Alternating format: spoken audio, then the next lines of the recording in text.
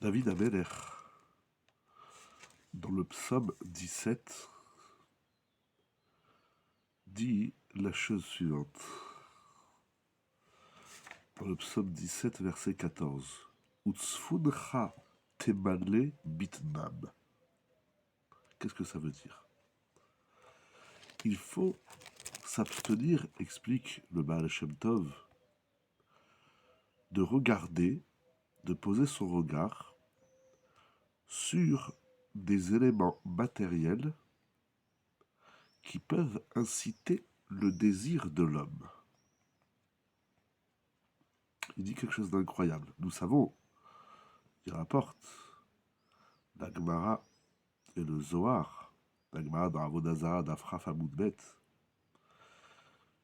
que ce que nous regardons éveille les fantasmes de l'homme, ce qui peut le conduire à la faute. Il dit quelque chose d'incroyable. Lorsqu'on regarde quelque chose, un élément matériel qui éveille le désir, c'est-à-dire que la finalité de ce regard est pour la jouissance de l'homme. Ceci est considéré comme de la Avodah Zarah, de l'idolâtrie. C'est incroyable. Si la finalité de ce que je fais dans la vie, c'est pour mon propre désir, donc je fais quelque chose qui est orienté vers moi-même, ça s'appelle de l'Avodah Zarah, ça s'appelle sortir du service d'Hachem. Un juif, tout ce qu'il fait doit être orienté vers une seule pensée, un seul intérêt, c'est Akadosh Baruch Hu. Dès que je fais les choses pour uniquement assouvir mon désir, voire éveiller, exciter mon désir, c'est elle de la Avodah Zarah. C'est incroyable. C'est ça que dit le verset. Utsfudcha. Ce que tu regardes. Tsfudcha de la racine tsofé. Tsofé. Tsofé, ça veut dire voir. Tsfudcha. Ce que tu regardes pour toi, tu ne le regardes que pour toi-même.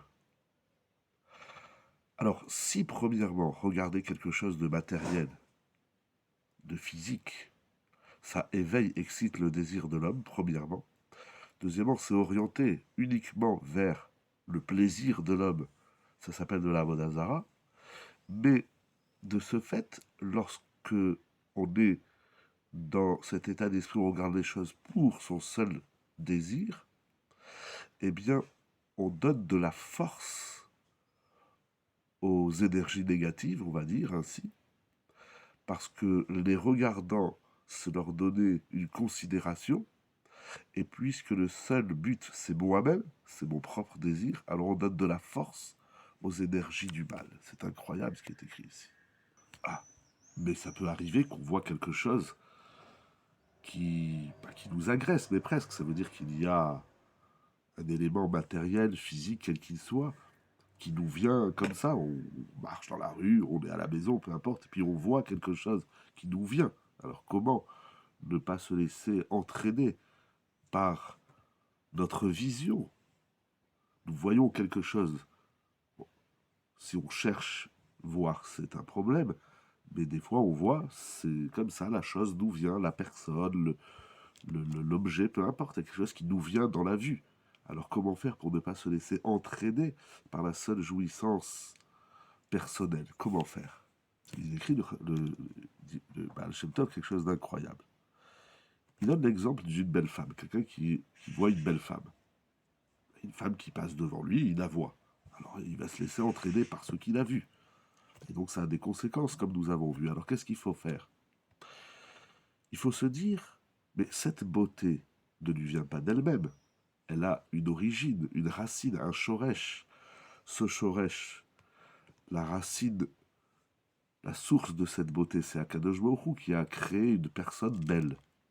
Donc plutôt que de s'accrocher, de s'arrêter au fruit, c'est-à-dire à la belle femme, nous devons plutôt revenir à la source et penser à la source de cette beauté qui est Akadosh Baruch Hu, qui est le divin, et se coller à la source de la beauté, dans l'exemple qu'il rapporte, à la beauté de la femme que nous avons vue, qui est venue dans notre champ de vision. Il en est ainsi pour toute belle chose que nous regardons. dans tous les éléments matériels, on doit penser immédiatement que ce bel objet, eh bien, en soi n'est que matière, mais la beauté représente quelque chose de spirituel, c'est la partie divine qu'il y a dans l'objet, qu'il y a dans la personne. C'est ainsi, donc il donne plusieurs exemples, celui qui voit une belle femme, un bel objet, ou un bel aliment, ou même dans le goût. Le goût et la saveur de l'aliment lui vient d'une énergie spirituelle. Dans toute chose, il y a le koach rouhani et riouni. Cette saveur de l'aliment ne doit pas être une finalité en soi, mais un rebondissement vers le divin. Par conséquent, notre regard n'est plus qu'un regard physique qui s'accroche sur un élément matériel, mais nous sommes là dans la vision mentale, intellectuelle de l'élément que nous regardons. Et ce regard intellectuel nous rattache, nous ramène à la source, donc de la beauté de la personne, de l'objet, la saveur de l'aliment. Donc nous allons monter d'un niveau et voir avec notre pensée. Si nous apprenons à voir les choses ainsi, on peut atteindre le niveau de la prophétie. Et il dit quelque chose d'incroyable. Cette pensée du jour, ça veut dire que lorsque je vois quelque chose, je monte au stade de ma pensée et je vois ce qui se cache à l'intérieur et au-dessus de l'élément matériel, c'est-à-dire le divin. Eh bien, si dans la journée notre regard est quelque peu limité parce que nous regardons des choses matérielles, eh bien la nuit, lorsque nous rêvons, il ne nous reste que la pensée. Et si la pensée est pure, si la pensée est saine, si la pensée rattachée au regard d'un élément matériel et d'un niveau divin, spirituel, alors lorsque nous rêvons la nuit, nos rêves ne sont plus que des rêves physiques et matériels, mais ils sont de l'ordre de la prophétie. Dans toute chose, nous devons apprendre à regarder, non pas, on va dire, non pas limiter notre regard sur l'aspect matériel, où je vois une forme, quelle qu'elle soit, alors plutôt que mon regard se limite, s'enferme, s'emprisonne dans cette forme, je vais le voir à une autre dimension. Donc il y a un exercice actif, parce que passif, je vois, actif, j'introduis ce regard dans le monde et le mode de la pensée qui peut amener l'homme très très loin. C'est le travail de la vue, faire attention à ce qu'on voit et faire attention à comment on voit les choses que nous regardons.